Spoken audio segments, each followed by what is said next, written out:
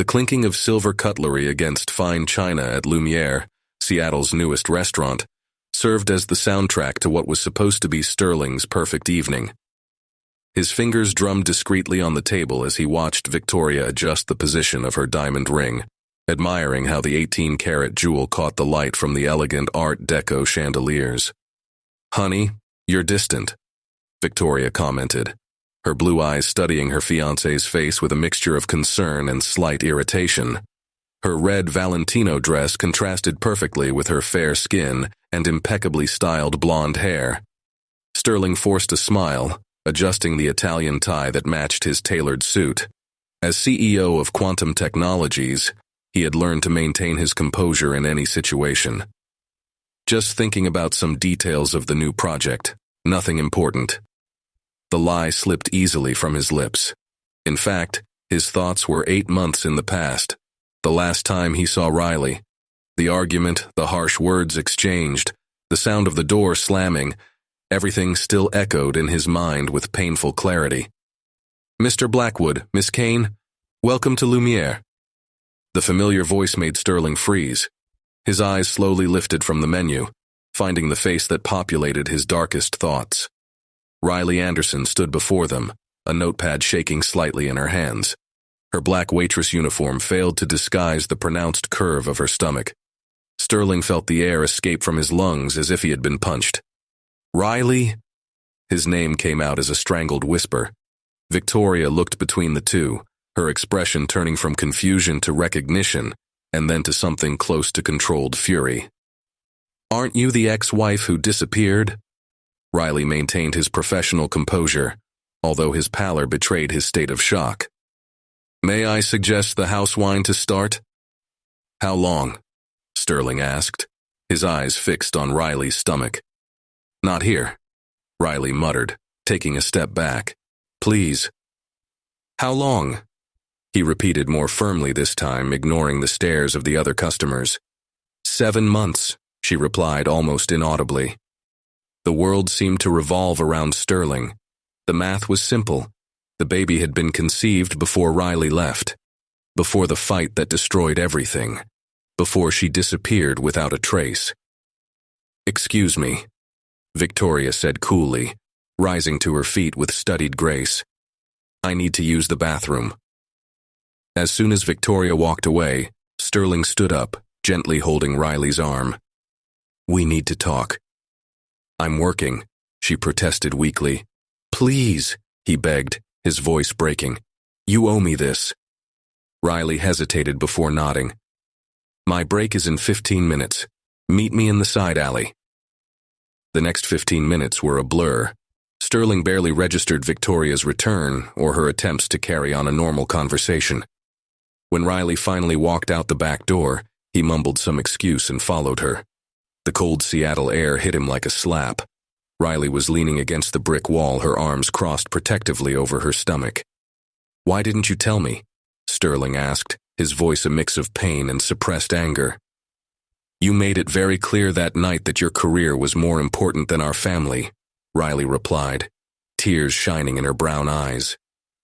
"When I found out about the baby, you were already in the news with Victoria Kane. You just disappeared. I looked for you for weeks. And I spent months trying to forget you," she snapped. "But every ultrasound, every kick, every moment, everything reminded me of you." Sterling took a step forward, his heart hammering in his chest. "There's more you're not telling me." Riley bit her lip, hesitant. "The night of our fight, you got that email about the merger with Mason Corp. What does this have to do with—" "Everything," she interrupted him. "I discovered that Marcus Mason was manipulating data to sabotage Quantum. I tried to warn you, but you were so focused on the business that you didn't listen to me." Sterling felt his blood run cold in his veins. The merger had fallen apart weeks later when irregularities were discovered, but the damage to their marriage had already been done. "Why didn't you insist? Why didn't—" "Because you told me I was being paranoid, that I was trying to sabotage your success out of jealousy," Riley screamed, tears now running freely down her face. "And then, when I confirmed my suspicions, I discovered I was pregnant.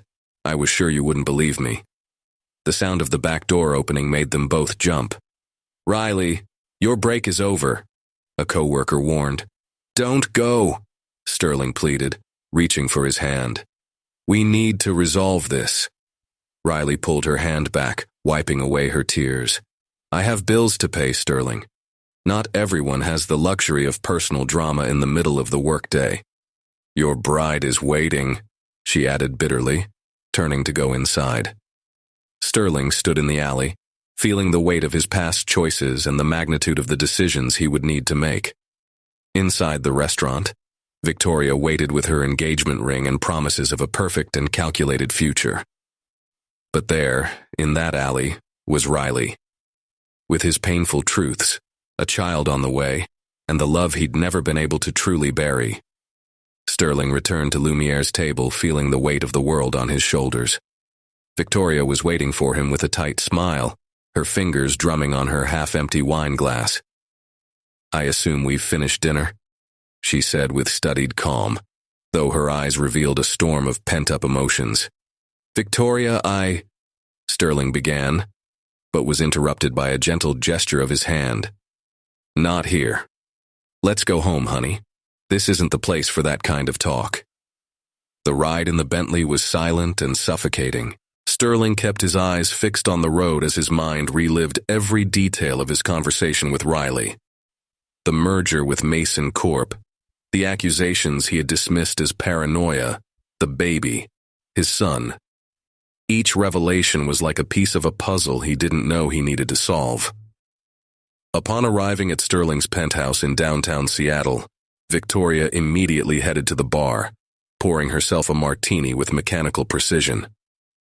"So," she began, swirling the olive in her drink, "when exactly were you planning to mention that your ex-wife was pregnant when she disappeared?" "I didn't know," Sterling replied, loosening the tie that seemed to choke him. "Riley never told me." "What about the charges against Marcus Mason?" Sterling looked at her, surprised. "Were you listening to our conversation?" "It wasn't necessary." Victoria gave a bitter smile. "I've been in public relations long enough to recognize when there's more to the story than meets the eye. Plus, Mason Corp's downfall wasn't exactly discreet." She walked to the wall-length window, watching the lights of Seattle reflect off the bay. "What are you going to do now?" "I need to look into what Riley found out about Mason Corp," Sterling replied, running his hands through his hair in frustration. "And about the baby." "No," Victoria interrupted, turning to face him. "The real question is, do you still love her?" The silence that followed was answer enough. "You know," Victoria continued, removing her engagement ring with resigned elegance, "I always knew there was something unfinished between you. The way you avoided talking about her, the way your eyes lost focus when someone mentioned your name. Victoria, I never wanted to hurt you. I know. You wanted to move forward, build something new. But you can't build on cracked foundations, Sterling." She placed the ring on the coffee table. "Do what you need to do. But don't look for me later. I'm no one's consolation prize." After Victoria left, Sterling spent hours in his home office, combing through old emails and documents related to Mason Corp. Riley's words echoed in his mind as he connected dots he had previously ignored. At 3 a.m, he found something. A seemingly innocent email from Marcus Mason contained metadata that revealed a series of manipulated documents. Riley was right all along. His phone vibrated. A message from his private investigator. "I found Miss Anderson's address. I'll send you the details in the morning." Sterling closed his eyes, remembering the last time he saw Riley before tonight. The argument had been about his excessive dedication to his work, about how he was losing sight of what really mattered. She had tried to warn him about Mason, but he was so consumed by the possibility of the merger that he accused her of trying to sabotage his career. "You can't see anything other than numbers and contracts," she had screamed, tears streaming down her face. "And when you finally realize what you've lost, it will be too late." He had responded with cruel words about how she didn't understand the business world, how her distrust was just jealousy of his success. The next morning, she was gone. The sound of his cell phone brought him back to the present, a notification from his security cameras. In the video, Riley was leaving work, walking alone down the dark street. Her uniform changed to jeans and a loose coat, one hand protectively over her stomach as she waited at the bus stop. The image hit him like a punch in the gut. How had she gone from being a CEO's wife to a pregnant waitress catching a bus in the early hours of the morning? What kind of man had he become to allow this to happen? Sterling picked up the car keys, determined. There was a lot to fix, starting now. But first, he needed to make sure Riley got home safely. Some decisions couldn't wait until morning. As he drove through the empty streets of Seattle, his thoughts wandered to the future he could have had, could still have. A future not built on mergers and acquisitions, but on truth and redemption. A future with the woman he never stopped loving and the son he still didn't know. The bus stopped a few blocks away and he saw Riley get off. His heart raced as he discreetly parked. Not to approach her, it wasn't time yet. But to make sure she got home safely. It was the least he could do after everything he had neglected. The next morning, Sterling had barely slept when the first light of day began to tinge the Seattle skyline. His eyes burned as he analyzed the documents spread out on his desk, irrefutable evidence of the attempted sabotage of Mason Corp that Riley had tried to warn him about months ago. Her phone buzzed with a message from the private investigator. Ms. Anderson resides in a modest apartment in Ballard. Works at Lumiere from 5 p.m. to 11 p.m. and during the day at a local coffee shop called Morning Brew. No registered health insurance. The last piece of information made his stomach turn. Riley was pregnant and without adequate medical care. How had he allowed things to get to this point? Determined, Sterling made a decision. He quickly typed an email to his assistant canceling all meetings for the day and grabbed his coat. Morning Brew would open in an hour, and he would be there. The coffee shop was a small, cozy establishment with exposed brick walls and plants hanging from the windows. Sterling chose a discreet table in the corner, ordered a black coffee, and waited. At 7:15 a.m., Riley entered through the back door, tying a dark green apron over her prominent belly. He watched her work for a few minutes, noticing how she moved carefully between tables, how she smiled gently at the customers despite the obvious tiredness in her eyes. She was the same Riley she had met years ago in college, resilient, determined, unable to let adversity diminish her kindness. "More coffee, sir?" Her voice surprised him, and when their eyes met, the thermos shook slightly in his hands. "Riley," he began softly, "we need to talk." "I'm working, Sterling," she replied, trying to maintain her professional composure. "I know about Mason Corp. I found the evidence you tried to show me." The words came out quickly, urgently. "You were right all along." Riley closed her eyes for a moment, as if absorbing the impact of that confirmation. "It doesn't change anything. It changes everything," Sterling insisted. "Please give me 5 minutes. That's all I ask." After a moment of hesitation, Riley nodded. "My break is at 9. The next 2 hours were torture. Sterling alternated between watching her work and mentally reviewing everything he needed to say. When the moment finally arrived, Riley joined him with a cup of chamomile tea. "How's the baby?" he asked softly.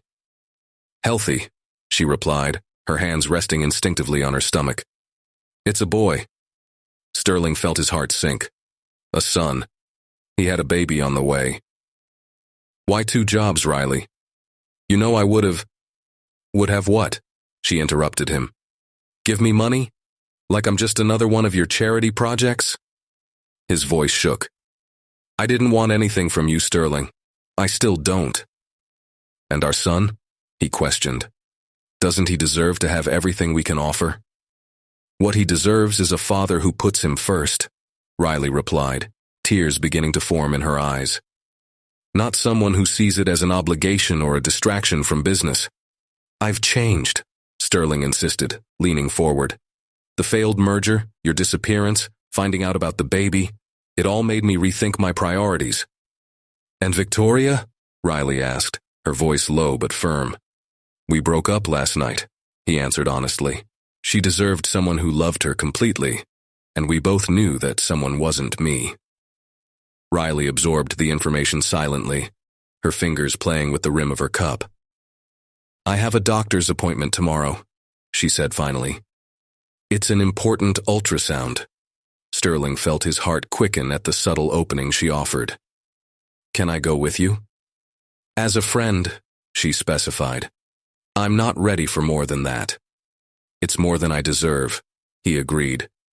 Before they could continue, the coffee shop manager called Riley back to work. She stood up carefully, adjusting her apron. "Meet me here tomorrow at 10 a.m., she said. "And Sterling? Don't make me regret this."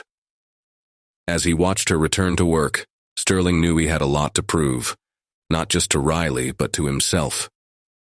The road to redemption would be long, but for the first time in months, he felt hope.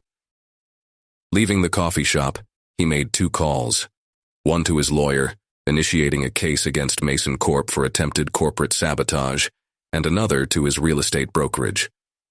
If Riley wouldn't take his money directly, he would find other ways to make sure she and her son got what they needed. The Seattle sun rarely appeared in December, but that morning, a few rays managed to break through the clouds, as if reflecting the small light of hope that was beginning to shine on the horizon of their complicated lives.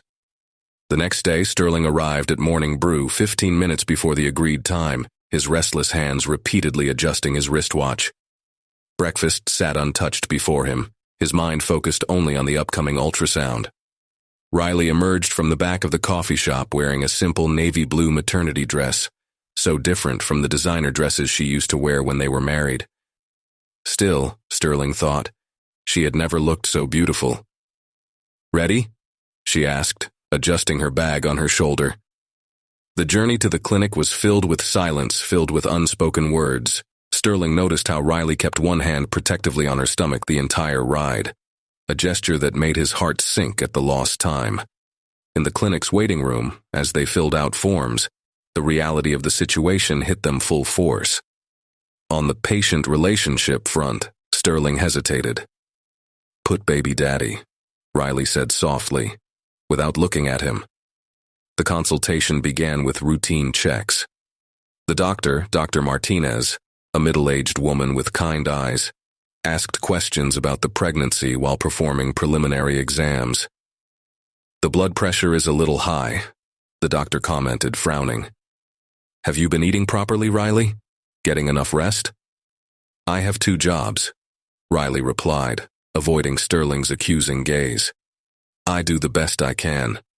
2 jobs are not recommended at this stage of pregnancy," Dr. Martinez cautioned. "You need to reduce stress." Before Sterling could intervene, the doctor began the ultrasound. The sound of the baby's heartbeat filled the room, loud, fast, real. Sterling felt his eyes fill with tears. "There he is," the doctor smiled, pointing to the screen. "Do you want to know the sex?" "We already know it's a boy," Riley replied, her voice cracking. "But is everything okay with him?" "Perfectly healthy," Dr. Martinez confirmed, "although I recommend more rest for the mother." "And have you thought of a name?" The silence that followed was deafening. Names were something they should have chosen together, during nights of planning and shared dreams. After the appointment, Sterling insisted on taking Riley to lunch. They chose a small Italian restaurant near the clinic, where privacy would allow for much-needed conversation. "Why 2 jobs, Riley?" Sterling asked as they waited for the dishes. "You know I would have helped." "Because I needed to prove to myself that I could do this on my own," she replied, playing with her napkin. "After being Mrs. Blackwood for so long, I needed to remember who Riley Anderson was. And who is she?" "A woman who doesn't give up," Riley looked up defiantly. "Who makes mistakes, yes, but who fights for what he believes in." "Like when you tried to warn me about Mason," Sterling added, the guilt evident in his voice. "It's not just about Mason," Riley sighed. "It's about trust, Sterling, about believing in each other even when the whole world says otherwise." The waiter arrived with the dishes, giving them both a moment to collect their thoughts. "I found an apartment near your office," Sterling mentioned cautiously. 3 bedrooms, park view, furnished and available immediately. "Sterling, it's not for you," he quickly clarified. "It's for me. I'm moving out of the penthouse. I want to be closer when the baby is born. If you'll let me be a part of his life." Riley studied him for a long moment. "What about Quantum?" "I hired an interim CEO yesterday," he revealed. "I will maintain my position on the board, but I no longer want to spend 60 hours a week in the office. Some things are more important." "Like what?" "How to be there for our son's first steps. How to prove that I can be the man you deserve, if you're still willing to give me a chance." Riley set down the cutlery, her hands shaking slightly. "You can't just rearrange your entire life for the sake of a baby, Sterling." "It's not just for the baby," he replied, reaching for her hand across the table. "It's for us, for everything we threw away out of pride and misunderstandings, for all the mornings I woke up missing you and all the nights I spent regretting not listening to you." Silent tears streamed down Riley's face. "I'm scared," she admitted. "Afraid of trusting and getting hurt again. Afraid that when the novelty wears off, you'll go back to being that obsessive workaholic who barely noticed me." "Then let me prove otherwise," Sterling pleaded. "Day by day. I'm not asking us to go back to the way we were. I want to build something new, something better." Riley's cell phone vibrated, reminding her of the time. "I need to get back to work." "Let me at least give you a ride," Sterling asked. "And think about what I said, about giving me a chance to be a part of both of your lives." On the way back to Morning Brew, Riley remained silent, but his hand found Sterling's on the car's gear shift. It was a small gesture, but it carried the weight of all future possibilities. "James," she said softly when they arrived. "What?" "The name I chose for him. James Alexander." Riley hesitated. "That was your grandfather's name, wasn't it?" Sterling felt his heart skip a beat. "You remembered." "Some things we never forget," she replied, getting out of the car. "Even when you try." Sterling spent the next few days immersed in a routine completely different from his previous life. Mornings, previously filled with executive meetings, were now dedicated to renovating the new apartment near the Quantum office. Every decision, from wall colors to baby room furniture, was thought out with Riley and James in mind. On Wednesday, while supervising the delivery of a handcrafted oak crib, his phone rang. It was Marcus Mason. "Blackwood." The voice sounded strained on the other end of the line. "I understand you are conducting an investigation into the failed merger." "Interesting how fast news travels," Sterling replied coolly, watching the delivery men position the crib by the child's bedroom window. "We can work this out like businessmen," Mason suggested. "No need to involve lawyers and nasty headlines." "How did you resolve it with my ex-wife?" Sterling felt his anger rising. "Trying to discredit her when she discovered your manipulations." The silence on the other end of the line was telling. "I'll meet you in an hour at the waterfront." Mason relented. "Come alone." Sterling ended the call and immediately contacted his lawyer, ensuring the conversation would be legally recorded. Then he headed to Morning Brew. He needed to see Riley before this meeting. The cafeteria was quiet at that time of day. Riley was arranging the candy displays when he walked in, and her face lit up slightly at the sight of him, a small bit of progress that made his heart skip a beat. "Shouldn't you be at work?" she asked, arching an eyebrow. "Mason got in touch," Sterling revealed, watching as she immediately tensed. "I'll meet him in an hour." "No." Riley dropped the tray she was holding, her eyes wide with worry. "He's dangerous, Sterling. When I discovered the doctored documents, I received veiled threats. It was one of the reasons I left." Sterling felt his blood run cold. "Why didn't you ever tell me that?" "Because you weren't listening," she replied softly. "And then I found out about James, and protecting him became my only priority." Instinctively, Sterling moved closer, his hands finding hers on the counter. "I'm not going alone.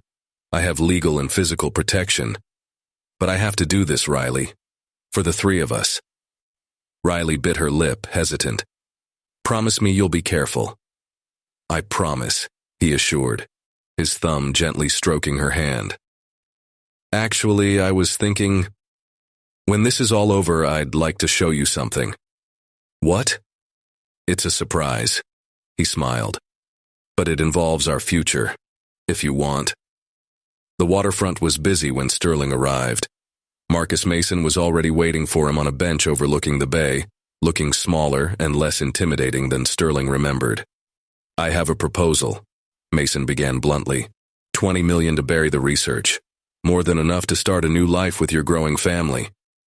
Sterling felt his jaw tense. You threatened Riley. Business is business, Blackwood. She was interfering in something bigger than herself. She was pregnant, Sterling growled, his hands balling into fists. And I was too blind to protect her. And now you want to make up for it by being the hero? Mason laughed humorlessly. Let's be practical. Money solves everything. Not this time. Sterling stood up, noticing his security guards discreetly positioned nearby. Quantum is going to sue Mason Corp for fraud and attempted corporate sabotage.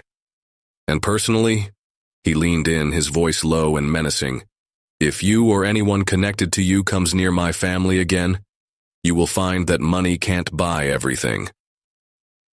Leaving a stunned Mason behind, Sterling drove back to Morning Brew. Riley was finishing his shift when he arrived. Everything is fine? She asked immediately, studying his face for signs of trouble. Better than fine, he smiled, holding out his hand. Come with me. There's something I want to show you. The journey to the new apartment was filled with the narrative of the meeting with Mason. Riley listened intently, her hand unconsciously protective over her belly. We're here, Sterling announced, parking in front of the elegant apartment building. What is this place? Riley asked as he led her through the lobby. My new beginning, he replied, opening the apartment door. Our new beginning, if you will. Riley stopped at the entrance, her eyes roaming the warm, elegant space. But it was when they reached the baby's room that the tears began to fall. The oak crib by the window, the walls in a soft shade of sage green, the nursing chair in the corner. Every detail had been lovingly thought out. Sterling, she whispered, touching the small gold sign on the door that said, James. I'm not asking you to move here, he quickly clarified. I just want you to know that I'm committed to you, to James, to our family. In your time, in your way. Riley turned to face him, her eyes shining with unshed tears. You really have changed. For you. He took a step towards her. For us. The baby chose that moment to kick, making Riley laugh softly. Without thinking, she took Sterling's hand and placed it on her belly, allowing him to feel his son's movements for the first time. It was a small moment, but one full of promises for the future. A future that finally seemed possible to build together. News of the lawsuit against Mason Corp was leaked to the press the next morning. Sterling watched from the window of his new apartment as reporters gathered in front of the Quantum Technologies building. His phone kept ringing with calls from worried journalists and investors. Mr. Blackwood, his assistant said over the intercom, the council is demanding an emergency meeting within the hour. Scheduled for 2 o'clock, he replied, adjusting his tie. I have a more important appointment now. The appointment in question was to accompany Riley to her first childbirth preparation class. When he arrived at the medical center, he found her sitting in the waiting room, nervously leafing through a maternity magazine. I didn't think you'd come, she admitted as he sat down next to her. Wouldn't miss it, Sterling smiled, noting how she had tied her hair into an unassuming bun, so different from the elaborate hairstyles she usually wore when they were married. How are you feeling? James is restless today, she replied, instinctively reaching for her stomach. I think he senses my anxiety about this whole situation with Mason. The mention of the name made Sterling tense up.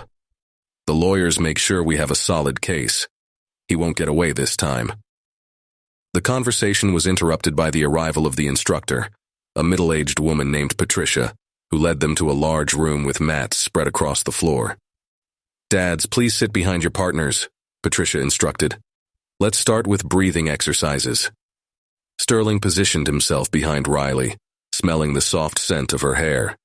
It was the same lavender shampoo she'd always used, a familiar detail that made her heart sink. Place your hands on your companions' stomachs, Patricia continued. Feel the connection with the baby as we practice. The moment of forced intimacy created palpable tension between them. Sterling's hands found Riley's midsection, and James immediately responded with a kick. He always does that when you're around, Riley whispered, a small smile playing on her lips. The class continued with demonstrations of birth positions and relaxation techniques. Sterling watched every instruction intently, determined to be the support he hadn't been in the past. Now, Patricia announced, we're going to practice a contraction simulation. Dads, remember, you are the safe haven right now. When Riley leaned against his chest during the exercise, Sterling felt his entire world realign. There, holding the mother of his son, he was absolutely sure of his priorities. After class, as they walked to the parking lot, Riley stopped abruptly. What it was? Sterling asked, worried. I just realized I don't have anything prepared for the baby, she confessed, looking vulnerable. With 2 jobs, I barely had time to think about it. Let me help, Sterling offered gently. We can go shopping now if you want. Riley hesitated, but eventually agreed. Okay, but nothing fancy. The baby supply store was a universe of its own. Sterling watched in fascination as Riley carefully examined each item, always opting for the most practical and economical options. What do you think of this one? He asked, holding up a musical mobile with stars and moons. It's beautiful, Riley admitted, checking the price. But it's very expensive. Riley, Sterling gently held her hand. Please let me do this. Not as your ex-husband, not as a rich man, but as James's father. Something in his words seemed to touch Riley deeply. Tears began to form in her eyes. Damn those hormones, she muttered, wiping her face. Hey. Sterling gently pulled her into a hug, right there in the middle of the store. Everything is fine. It was at that moment that his phone vibrated. The board meeting. Riley pulled away, composing herself. You need to go, she said. It wasn't a question. They can wait, Sterling replied firmly. That's more important. No, they can't, Riley argued. You still have a company to run, Sterling. I don't want you to abandon everything for us. I'm not abandoning. I'm choosing, he explained. For the first time in my life, I'm truly choosing what matters. Riley studied him for a long moment before taking the mobile from his hands. Then let's take this one. James will love it. The afternoon continued with them filling a shopping cart with basic necessities for the baby. Sterling insisted on paying for everything, and this time Riley didn't protest. When they finally arrived at her apartment with their arms full of bags, Sterling noticed for the first time how small and simple the place was.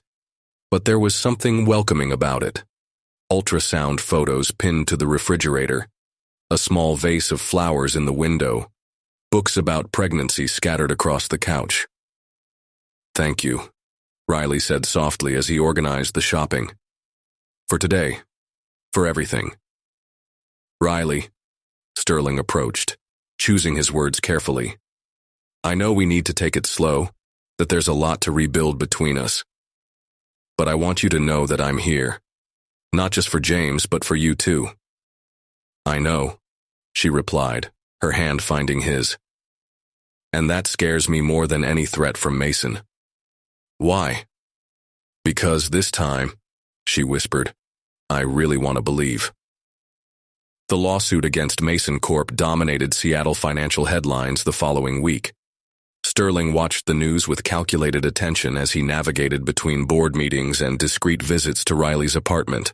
The media was in a frenzy, speculating about the motivations behind the lawsuit and digging into the pasts of both Quantum and Mason Corp. We need to discuss your position as interim CEO, Richard Lawson, chairman of the board, declared during a tense morning meeting. Shareholders are nervous about all this negative exposure. Sterling remained calm, his fingers drumming softly on the mahogany table. Shareholders should be more concerned about the sabotage attempts that nearly destroyed the company. And your ex-wife? Richard questioned, a calculating gleam in his eyes. Rumors about your pregnancy and sudden return are circulating in the halls. Riley is not the subject of this meeting, Sterling replied coldly, his posture stiffening. We're here to discuss corporate fraud. After the meeting, Sterling drove to Morning Brew, needing to see Riley. He found her organizing the cake displays, her green apron barely able to disguise her 8-month-old belly. You look tired, she commented, handing him a cup of coffee without him having to ask. The council is restless, he admitted, watching as she moved carefully between the tables. And Marcus Mason is playing dirty behind the scenes. Riley stopped what he was doing, his expression becoming serious. What kind of foul play? He's trying to discredit the evidence by suggesting it was fabricated, Sterling explained, lowering his voice. And there are rumors going around about us. About the baby, Riley added, instinctively protecting her belly with one hand. Yes, Mason is trying to paint this as a personal vendetta, not a legitimate legal matter. Riley bit her lip thoughtfully. Maybe he's right. Maybe this is personal. It's about justice, Sterling insisted, reaching for her hand across the counter. It's about doing the right thing even if belatedly. The moment was interrupted by Sterling's cell phone. It was his lawyer. Mason is requesting a conciliation meeting, he informed after answering. Tonight. Riley visibly paled. Don't go alone. I won't, Sterling assured her, noticing how tense she looked. But I need to show up. This is our chance to resolve this without a drawn-out process. Sterling. Riley hesitated, her voice shaking slightly. There is something you need to know before this meeting. She guided him to a more private table, away from the prying ears of the other customers. When I discovered Mason Corp's manipulations, I found more than just fraudulent documents. There was evidence of money laundering, bribes to public officials. Why didn't you mention this before? Because I was scared, she confessed, tears glistening in her eyes. Marcus confronted me personally. He said if I said anything, you would be the first to suffer the consequences. And then, when I found out about James, his voice trailed off. Sterling felt a wave of anger and protectiveness wash over him. Where is that evidence now? In a safe, Riley replied, wiping her eyes. At the Central Bank in Seattle. I put it there the day I fled. The revelation changed everything. With this additional evidence, it wasn't just quantum that was at stake. It was the entire Mason empire that could fall apart. Come live with me, Sterling said suddenly, surprising them both with the urgency in his voice. In the new apartment. I don't want you alone while this all unfolds.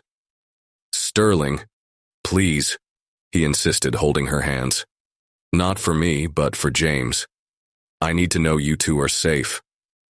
Riley studied his face for a long moment before slowly nodding. Okay, she whispered, but on one condition. Anything. Don't face Mason alone. Let me go with you to the conciliation meeting. He needs to know he can't bully us anymore.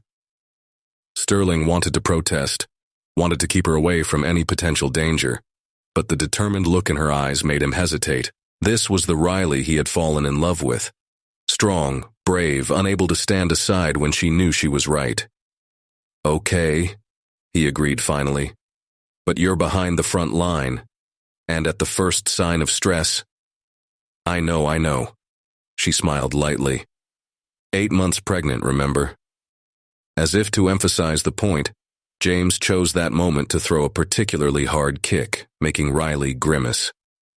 Your son is already showing that he has a strong personality, she commented, massaging the side of her belly. Like Mom, Sterling smiled, placing his hand over hers. The tender moment was interrupted by the cafe manager calling Riley back to work. As he watched her return to her duties, Sterling realized that the real battle they faced wasn't just against Mason. It was for the chance to rebuild their family, stronger and wiser than before. The night promised to be long, but for the first time since all this chaos began, Sterling felt truly prepared for what was to come. With Riley by his side, facing his fears and sharing his secrets, he finally understood what it meant to fight not just for justice, but for love. The conference room at the law firm Preston and Associates was tensely silent when Sterling and Riley arrived for the conciliation meeting. Marcus Mason was already waiting for them, accompanied by two stern-looking lawyers. His eyes narrowed at the sight of Riley, and Sterling instinctively moved closer to her. "This is a business meeting, not a family gathering," Mason commented tartly, indicating Riley's belly. "Considering that her threats directly affected my family, she has every right to be here," Sterling replied, pulling out a chair for Riley to sit. Sterling's attorney, Michael Preston, arranged some documents on the table. "Let's cut to the chase, gentlemen. We have substantial evidence of corporate fraud during the attempted merger." "Circumstantial evidence at best," one of Mason's lawyers interjected.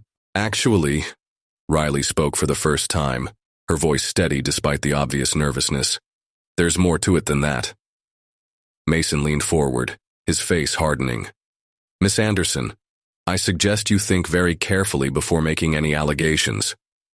"These are not allegations," she continued, her hands protectively over her stomach. "These are documented facts about money laundering and bribery, all kept in a safe at the central bank." Mason's face paled visibly.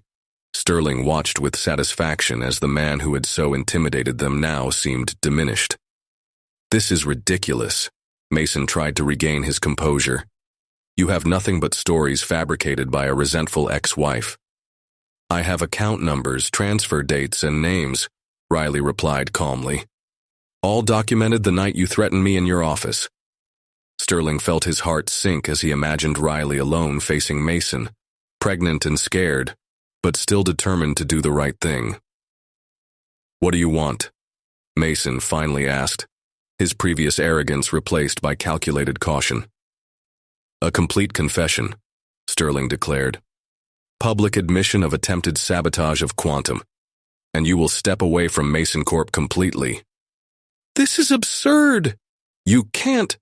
"I can, and I will," Sterling interrupted, "unless you'd rather the evidence about your other illegal activities come to light." A tense silence settled in the room. Mason's lawyers whispered furiously among themselves, while their client appeared to be having an internal battle. Riley suddenly let out a small moan, her hand squeezing her stomach. "Riley?" Sterling immediately turned to her, worried. "I'm fine," she assured him, though her face was tense. "Just a Braxton Hicks contraction. The doctor said it's normal at this stage." Mason watched the interaction with a strange, almost contemplative expression. "You really care about each other, don't you?" "More than you would ever understand," Sterling replied, still holding Riley's hand.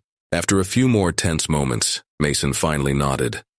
"Okay, I'll confess to the sabotage attempt and step away from the company, but I want guarantees that the other information remains sealed.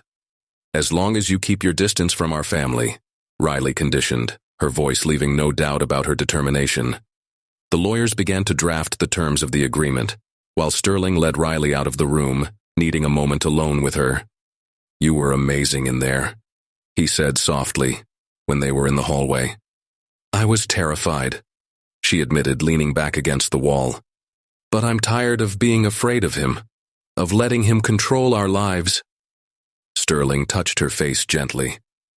"I'm sorry for not believing in you sooner, for not protecting you when I should have." "We're here now," Riley replied, covering his hand with her own. "And this time we're facing it all together. James chose this moment to deliver a particularly hard kick," making Riley laugh softly. "I think he agrees." The rest of the night was dedicated to finalizing the details of the agreement. When they finally left the office, the Seattle night was surprisingly clear, with stars visible between the skyscrapers. "Let's go home," Sterling suggested, guiding Riley to the car. "You need to rest." "Home," she repeated thoughtfully. "Your new apartment?" "Our new apartment," he corrected gently. "If you still want." Riley stopped, turning to face him. "Sterling, we need to be sure. We can't just go back to the way we were before." "I don't want to go back to the way we were," he assured. "I want to build something new, something better.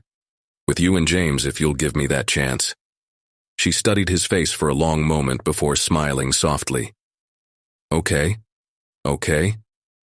Let's try, she elaborated, one day at a time. On the way to the apartment, as Riley dozed in the passenger seat, Sterling reflected on how his priorities had completely changed in a matter of weeks. Quantum, who once occupied every second of his thoughts, now seemed secondary compared to the family he was rebuilding. When they got home, Riley was practically asleep. Sterling gently carried her to the bedroom, removing her shoes and covering her with a light blanket. "Stay," she murmured sleepily, holding his hand as he prepared to leave. Sterling didn't need another invitation. He lay down next to her, one hand protectively on her belly, feeling the gentle movements of his son. "I love you," he whispered. But Riley was already fast asleep, a small smile on her lips. Riley's move into the apartment happened gradually over the next week. Sterling watched with a mix of anxiety and joy as she organized her belongings in the closet he had emptied especially for her pregnancy books finding space on the living room shelves, her prenatal vitamins lined up on the kitchen counter. "I still can't believe Mason agreed so easily," Riley commented as she folded some maternity clothes. She was sitting on the edge of the king-sized bed, resting her back against the headboard. "He had no choice," Sterling replied, hanging some dresses in the closet. "You cornered him perfectly with that evidence." "Still," she hesitated, her hands unconsciously stroking her belly. "I'm afraid he's planning something." Sterling stopped what he was doing and sat down next to her.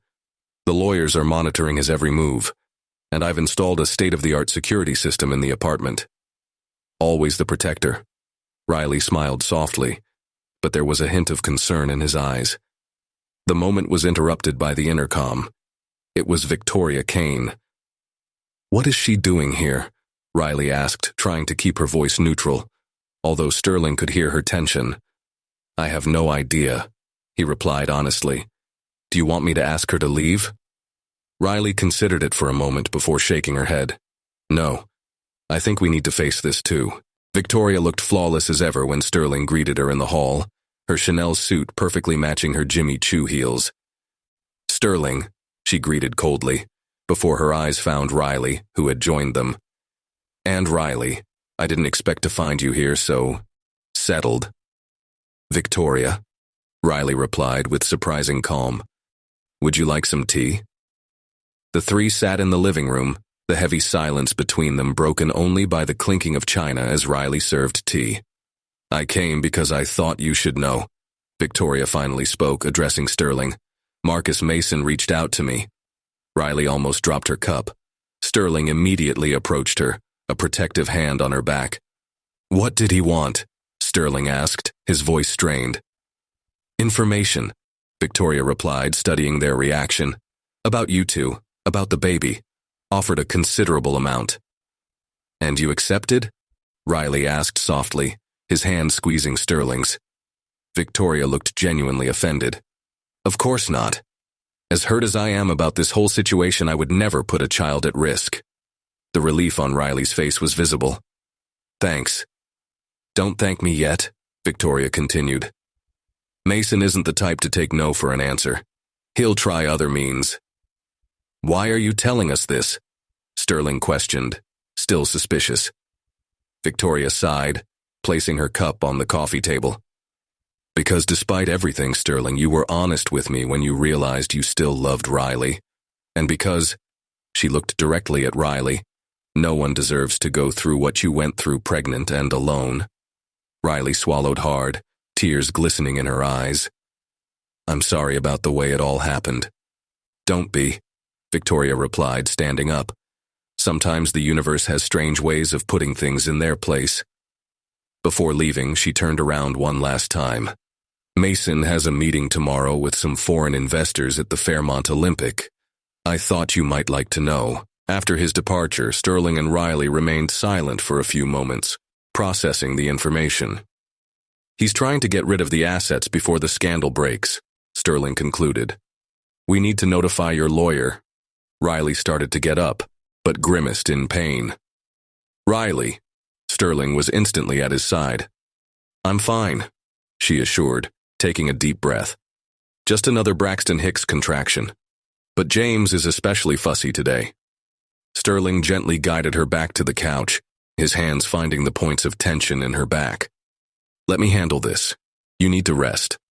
I can't just sit around while all this happens, she protested, though her eyes closed in appreciation of the massage. It can, and it will, he insisted softly. At least until the baby is born. You've already faced Mason alone once. I won't let you take any chances again. Riley opened her eyes, studying his face. You really have changed. I had good motivation, he smiled, his hand resting on her stomach where James continued to move restlessly. Sterling, Riley began hesitantly. About us. You don't need to say anything now, he interrupted her gently. Like you said, one day at a time. But Riley shook her head, determined. I need you to know. Even through all this time apart, even through all the anger and hurt, I never stopped loving you. Sterling felt his heart skip a beat. It was the first time since their reunion that she had admitted her feelings so openly. I love you too, he replied, his voice breaking. And I promise that this time I will do everything differently. You and James are my priority now. Riley smiled through the tears that were beginning to fall. We know, she said, guiding his hand to where James was kicking energetically. He always gets more excited when he hears your voice. Sterling leaned in, gently kissing her forehead. They still had a lot to sort out, especially with Mason apparently up to something. But in that moment, with Riley in his arms and his son moving between them, he knew they would face anything together. The next morning dawned with a fine rain typical of Seattle, creating a gray veil over the city. Sterling woke up to find Riley's side of the bed empty, but the soft sound coming from the kitchen reassured him. Following the aroma of freshly brewed coffee, he found her making toast, wearing one of her work shirts that barely covered her 8-month-old belly. I couldn't sleep, she explained before he asked, passing him a cup of coffee. I kept thinking about what Victoria said. About Mason? Sterling asked, watching as she moved carefully around the kitchen, one hand always protectively on her stomach. About everything, Riley sighed, sitting at the kitchen island. Sterling, what if he's trying to transfer the illegal assets before the deal is made official? Michael is already taking care of it, he assured, referring to his lawyer. An injunction is expected to be issued this morning blocking any suspicious movement. Sterling's phone rang. It was his private investigator. Mr. Blackwood, Mason has just arrived at the Fairmont Olympic. He is accompanied by 3 men who appear to be Chinese investors. Riley, who could hear the conversation, paled visibly. He will try to sell everything to foreign investors. Don't worry, Sterling tried to calm her, but was interrupted by a stronger contraction that had Riley hunched over the counter. Riley? He was instantly at your side, holding your hands. I'm fine. She took a deep breath, but her face was tense. I just need to sit properly. Sterling guided her to the living room couch, his heart hammering in his chest. I'll call Dr. Martinez. It's not necessary, Riley insisted, although her hands were still shaking. It's just more intense Braxton Hicks contractions. The stress isn't helping. That's exactly why you're going to stay here and rest while I resolve the situation with Mason. Sterling. She grabbed his arm as he stood up, her brown eyes full of concern. Promise you'll be careful. Mason is dangerous when he's cornered. He leaned in, gently kissing your forehead. I promise. I'll ask Sophie to come stay with you. Sophie, Riley's younger sister, had recently moved to Seattle and was helping with preparations for the baby's arrival. Within minutes, she arrived at her apartment, carrying a bag full of maternity magazines and healthy snacks. Keep her calm, Sterling instructed Sophie privately before leaving. And call me if the contractions get worse. At the Fairmont Olympic, Sterling met his lawyer Michael Preston in the lobby. The historic hotel maintained its timeless elegance, but today it seemed charged with tension. The injunction has been granted, Michael reported, showing the documents. Mason cannot undertake any significant transaction without court approval. Where is he? Second floor conference room. Chinese investors have just arrived. Sterling adjusted his tie, feeling the weight of the moment. Let's get this over with. Marcus Mason's expression when Sterling and Michael entered the conference room was a mixture of anger and disbelief. Chinese investors appeared confused by the outage. This is a private meeting, Mason growled, standing up. Not anymore, Michael replied, handing over the injunction documents. Any transaction carried out today will be considered obstruction of justice. The investors began whispering among themselves in Mandarin, clearly disturbed by the situation. You can't do that, Mason protested, his face red with anger. I can and I will, Sterling replied calmly, unless you want evidence about your other activities to come to light right now. His phone vibrated in his pocket. It was Sophie. His heart froze when he saw the message. Riley is having regular contractions. Dr. Martinez asked to take her to the hospital. It's over, Mason, Sterling declared, already heading for the door. Your games, your threats, everything. My lawyers will handle the details. I have more important matters to attend to. Like your ex-wife pregnant? Mason teased, a wicked smile on his lips. It would be a shame if something happened to her or the baby. Sterling stopped, turning slowly.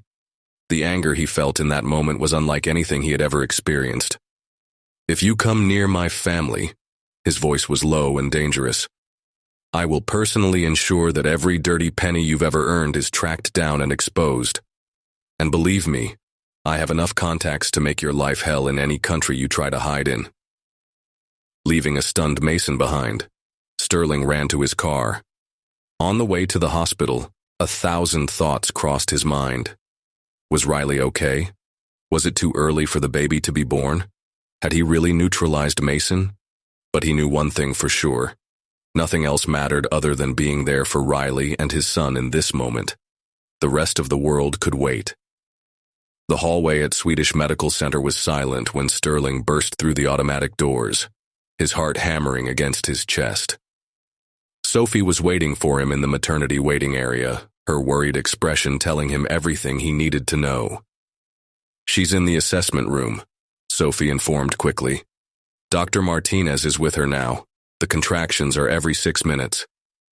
Sterling followed a nurse through the sterile hallways until he found Riley lying in a hospital bed, monitors recording her and the baby's heartbeats. Their face was pale, but their eyes lit up slightly when they saw him. You came, she whispered, reaching for him. Of course I came, Sterling replied, lacing his fingers through hers. How are you? Before Riley could respond, another contraction hit her.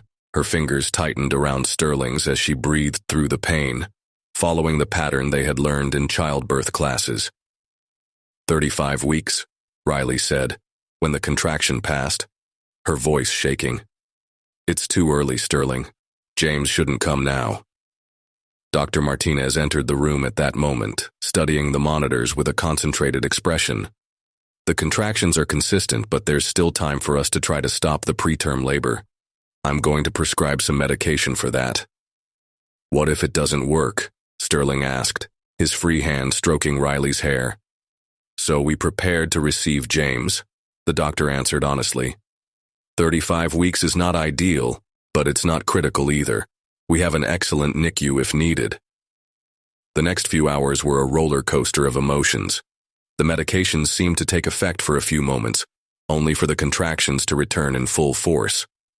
Sterling remained by Riley's side the entire time, alternating between massaging her back and holding her hand through contractions. Tell me what happened to Mason, Riley asked during a lull, clearly trying to distract herself from the situation. Sterling hesitated, not wanting to stress her out further, but he knew Riley well enough to know that the uncertainty would upset her more than the truth. The injunction has been granted, he explained softly.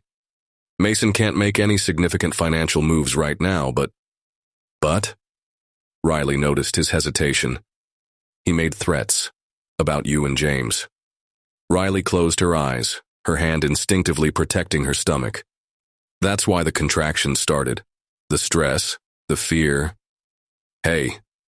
Sterling cupped her face gently, making her look at him. I'm not going to let anything happen to you. I've already put security guards at the hospital and... A particularly strong contraction stopped it. Riley arched onto the bed, tears streaming down her face as she tried to breathe through the pain. When it finally passed, she was exhausted. Sterling, she whispered. If something happens... Nothing's going to happen, he interrupted her firmly. Listen to me, she insisted. If something happens, will you promise that you'll take care of James? That you'll put him first, always? Riley, please. Promise, she asked, her intense brown eyes fixed on his. I promise, Sterling replied, his voice cracking. But you'll be here to make sure I keep that promise. The three of us together. Dr. Martinez returned for another exam, her expression more serious this time. Labor is not regressing as we expected, and the monitor is showing some signs of fetal stress. What does that mean? Sterling asked, feeling Riley squeeze his hand tighter. It means we need to prepare to receive James today, the doctor replied. I'll call the NICU team to be present, just in case. The room was soon filled with activity. Nurses preparing equipment. Doctors discussing procedures. Riley looked small and vulnerable in all the movement. I'm scared, she admitted quietly, only for Sterling to hear. Me too, he confessed, kissing her forehead. But you're the strongest person I know, Riley Anderson, and our son is just as much of a fighter as you are. At that moment, his phone buzzed with a message from Michael. Mason tried to leave the country. He was detained at the airport. Everything is under control. Sterling showed the message to Riley, seeing a small smile of relief cross her face before another contraction began. Mr. Blackwood, a nurse called to him. I need you to change to enter the delivery room. As he donned the blue surgical scrubs, Sterling thought about how his life had completely changed in a matter of weeks. From the solitude of his corporate penthouse to this moment, about to see his son born, next to the woman he had never stopped loving. Ready? He asked Riley when he returned to his side, already fully geared up. No, she answered honestly, a tear running down her face. But with you here, I know we'll make it. Dr. Martinez positioned herself in front of them. Okay, Riley, with the next contraction, I want you to push. Let's bring your boy into the world. The clock on the birthing room wall read 3:47 p.m. when James's first cry filled the room. It was a delicate, almost hesitant sound, but to Sterling and Riley it represented the entire world shifting on its axis. He's small, but he's breathing well, Dr. Martinez announced, as the NICU team quickly assessed the newborn. 2 kilos and 200 grams. Riley, exhausted and still shaking from the effort of giving birth, tried to lift her head to see her son. Sterling held her hand tightly, torn between the desire to remain by her side and the need to follow the small group of doctors examining James. Go with him, Riley whispered, lightly squeezing his hand. Don't leave our son alone. Sterling kissed her forehead before following the medical team. James had been placed in an assessment incubator, his tiny body hooked up to monitors that recorded his vital signs. Despite his premature birth, his coloring was good, and his movements, although delicate, were vigorous. Your son is a fighter, Mr. Blackwood, commented one of the neonatologists. The lungs are well developed for 35 weeks. He might. Sterling hesitated, his voice cracking with emotion. Can I touch it? The doctor nodded, instructing him to sanitize his hands before opening one of the incubator doors. With infinite care, Sterling touched his son's little hand, who immediately grabbed his finger with surprising strength. Hi, James, he whispered, tears streaming freely down his face. I'm your father. The moment was interrupted by a commotion coming from the other side of the room. Riley had begun to bleed excessively, and Dr. Martinez was quickly mobilizing the team. We need to get her into surgery, the doctor informed, her professional voice masking the urgency of the situation. Postpartum hemorrhage. Sterling felt his world shake. Riley? She was pale paler than he had ever seen her, but she still managed a weak smile.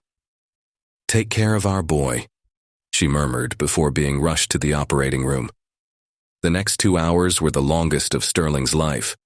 Torn between the NICU, where James needed his presence, and the surgery hallway, where he awaited news of Riley, he felt torn in 2 directions. Sophie arrived bearing coffee and words of comfort, but Sterling could barely process her presence. His mind was filled with Riley's last words, the promise he had made to always put James first. "Mr. Blackwood," Dr. Martinez finally emerged from the operating room, removing her surgical mask. "Riley is stable. We were able to control the bleeding, but she will need a transfusion and intensive monitoring over the next 24 hours. The relief Sterling felt was almost physical. "Can I see her?" "Soon. She's in recovery now." The doctor hesitated before continuing. "Mr. Blackwood, I must warn you that future pregnancies would be extremely risky. We had to perform some emergency procedures." The information hit Sterling like a punch in the gut, not because of the news itself, but knowing how it would affect Riley when she found out. They had never discussed having more children, but to have that choice taken away from her so abruptly. "James?" he asked, trying to focus on the present. "He's doing very well. He's already maintaining his body temperature properly and his oxygen levels are great. If he continues like this, in a few days he'll be able to go to his room with his mother." When he finally got to see Riley in the ICU, Sterling felt his heart sink. She looked so small and fragile among the medical equipment, so different from the strong woman who had faced Mason and his threats. "Hi," she murmured, her eyes slowly opening when he held her hand. "Hi," he replied softly, kissing her fingers. "James is perfectly fine, just as strong as his mother." Riley smiled weakly. "Does he have your eyes?" "It's too early to say, but I think so." Sterling hesitated before continuing. "You gave us quite a scare." "I'm sorry," she whispered, tears beginning to form in her eyes. "I wish I was strong enough." "You're the strongest person I know," Sterling interrupted her gently. "And now he needs to rest to recover. James will need his mother in shape for all the sleepless nights to come." Riley nodded sleepily, the medication starting to take effect. "Stay with me." "Always," Sterling promised, settling into the chair next to his bed. "I'm not going anywhere." And there, between the ICU where his son fought to grow strong and the room where the woman he loved was recovering, Sterling finally understood the true meaning of family. It wasn't million-dollar contracts or corporate mergers that defined a man, but rather moments like this, when everything else in the world disappeared and only love remained in its purest and truest form. The first week after James was born was a journey of small victories and anxious moments. Sterling split his time between the room where Riley was recovering and the NICU, carrying updates and photos back and forth like a dedicated messenger of love. "Doctors say he's already gained 100 grams, Sterling reported as he helped Riley into the wheelchair. It was the first time she would be allowed to visit her son since his complicated birth. "And you're breathing completely alone now?" Riley clutched the blanket in her lap, trying to contain the mix of emotions that threatened to overflow. "I'm afraid I'm not strong enough for him," she confessed in a whisper, "of not being the mother he deserves." Sterling stopped the wheelchair in the middle of the hallway, kneeling in front of it. "You are already exactly the mother he needs. You fought for him from the first moment, even when you were alone." The words touched a still open wound, making Riley look away. "I shouldn't have run away like that. I should have insisted more on telling you about Mason, about the baby. And I should have listened to you," Sterling added softly. "But we can't change the past. What matters is that we are here now, together." The NICU was silent when they entered, only the soft sound of heart monitors filling the room. James slept peacefully in his incubator, his little chest rising and falling in a steady rhythm. "He's perfect," Riley whispered, touching the plexiglass that separated her from her son. "So small, but so perfect." The ICU nurse Nancy approached with a gentle smile. "Do you want to hold him, Mommy? It's time for his feeding." Riley's eyes widened with a mixture of fear and hope. "May I?"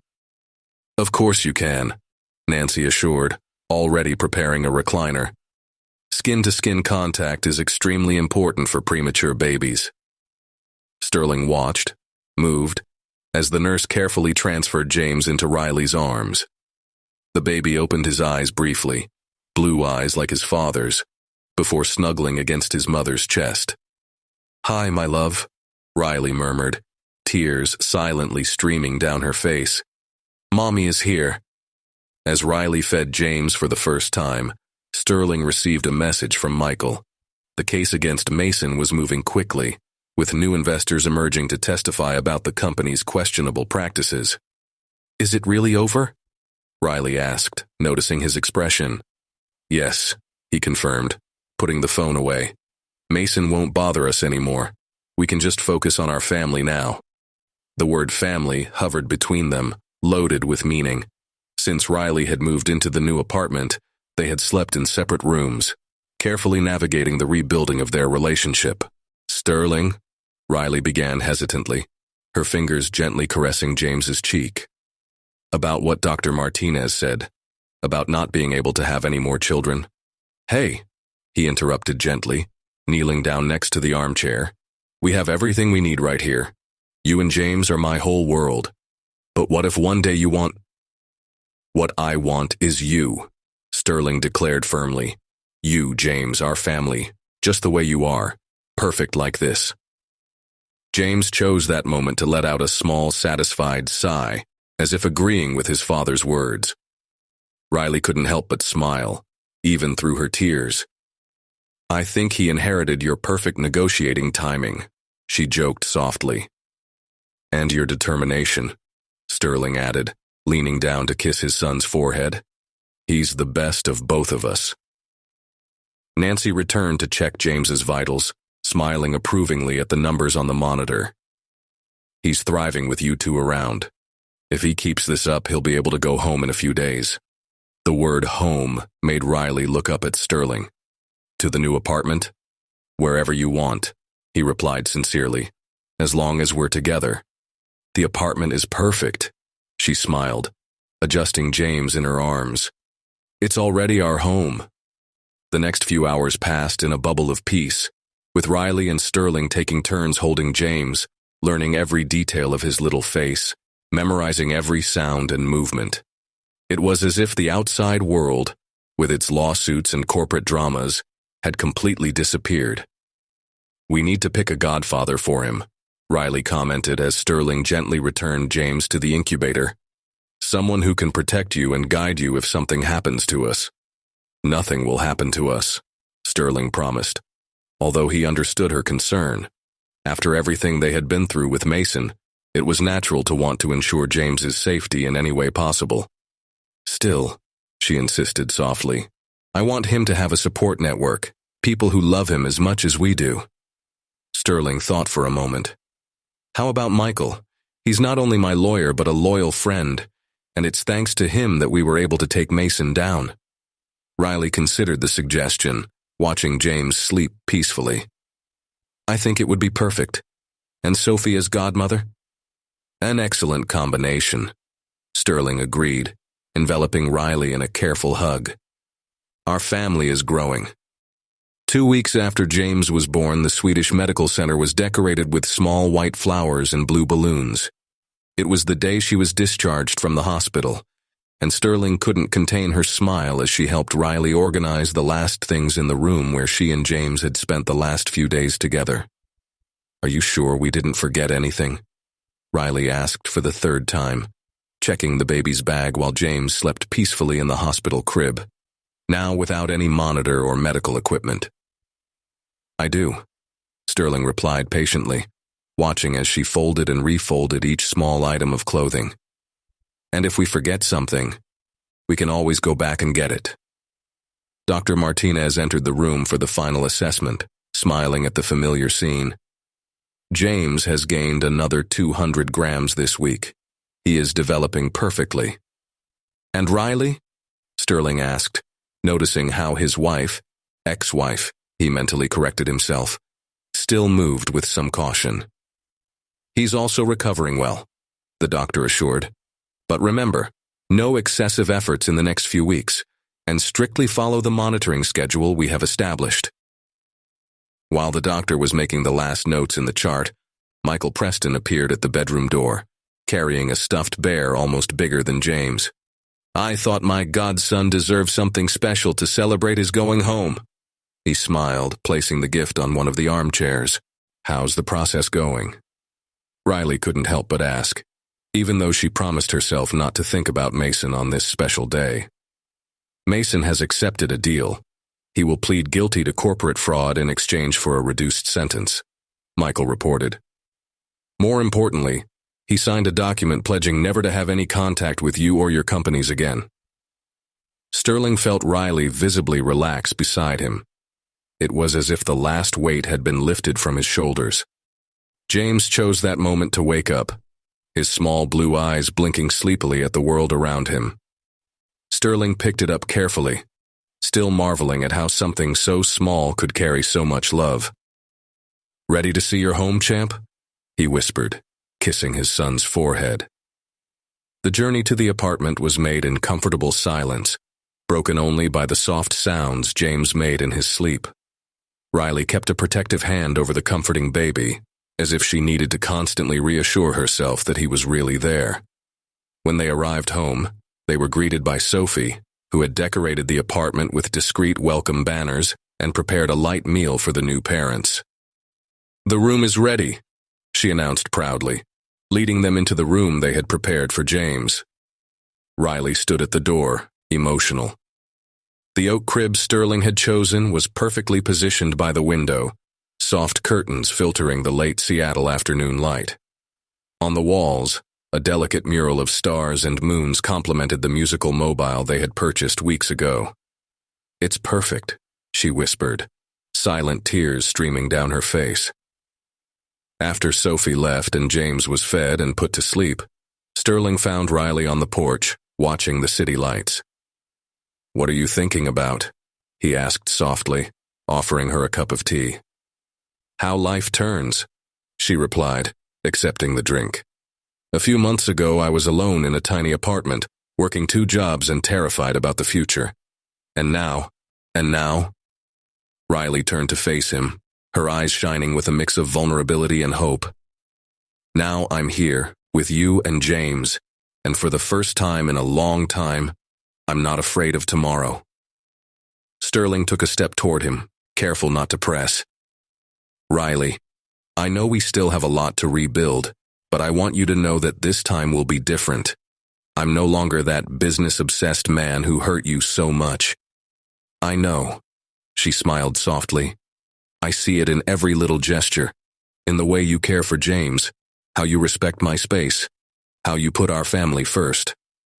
"Because you are my first and only priority right now," he assured, working up the courage to ask the question he had been rehearsing for days. "And that's why I want to ask you, would you be willing to marry me again?" Riley caught her breath in surprise. "Sterling." "No need to answer now," he continued quickly. "We can do it our way, in our time. I just want you to know that my heart has always been yours, even when I was too stupid to show it." The baby monitor on the nearby table emitted the soft sounds of James stirring in his sleep, as if even in his dreams he wanted to be part of this moment. Riley set her teacup aside and approached Sterling, her eyes never leaving his. "Yes," she replied simply. "Try?" "Yes, I want to marry you again." She smiled through the tears that were beginning to form. "Because this time I know we are building something real, something based on trust and mutual understanding."